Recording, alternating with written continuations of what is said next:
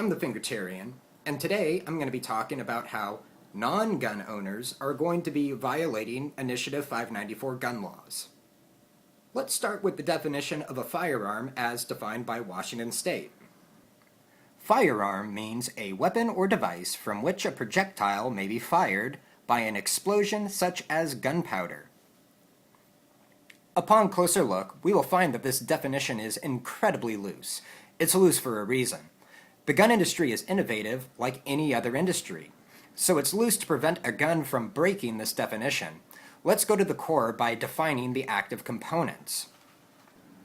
Device.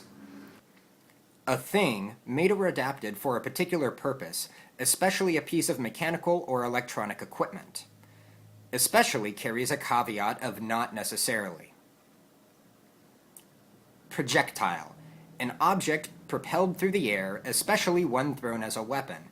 Again, a caveat of especially as not necessarily. Explosive. A substance, especially a prepared chemical, that explodes or causes explosion. Gunpowder serves as an example, not the sole definition.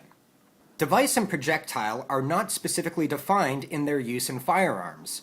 It does not have any elaboration about the size, the density, the speed of the projectile, or the mechanics of the device itself. They're not specifically defined, therefore encompassing all relevant items. What other items fit this description? Prepare for a very unhappy 4th of July. Mortar fireworks. Here is the mortar set.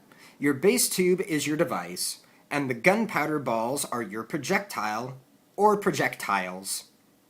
These are fired by an explosive such as gunpowder. Kaboom! Please note, firing loaded firearms up in the air is incredibly irresponsible. Next, we have Roman candles. Pew pew pew! Here it is, a device from which a projectile or projectiles may be fired by an explosive such as gunpowder. Next up are bottle rockets. Bottle rockets by themselves aren't a firearm because they serve as a projectile and need an accompanying device. But add a Coke bottle to fire it from, now you've got a firearm.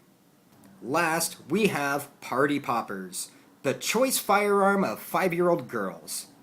Here it is, a device from which paper projectiles are fired from an explosion. In Washington, many people get their fireworks from Boom City on the reservation. You're not allowed to leave the reservation with them, but everybody does. So when you do, you're guilty of firearm trafficking. So make sure you get your background checks done before buying them or letting a friend so much as touch one. I know what skeptics are thinking. I'm grasping at straws and overreaching. These select fireworks aren't the same thing as a gun, right? Wrong, and here's why. Here is the definition of a firearm that we've been examining. And just below it, Initiative 594 has added new verbiage, which is why it's underlined. Gun has the same meaning as firearm. They don't say a gun is a firearm, they say a gun means a firearm. They've synonymized the two terms.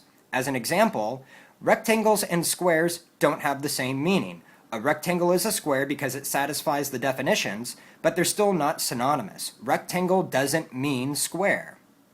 So any device that satisfies all the components in this broad and overreaching terminology is by definition a firearm and now a gun.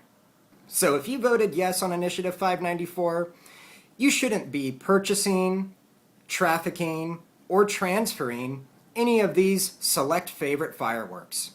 You should be setting a good example. Stay free.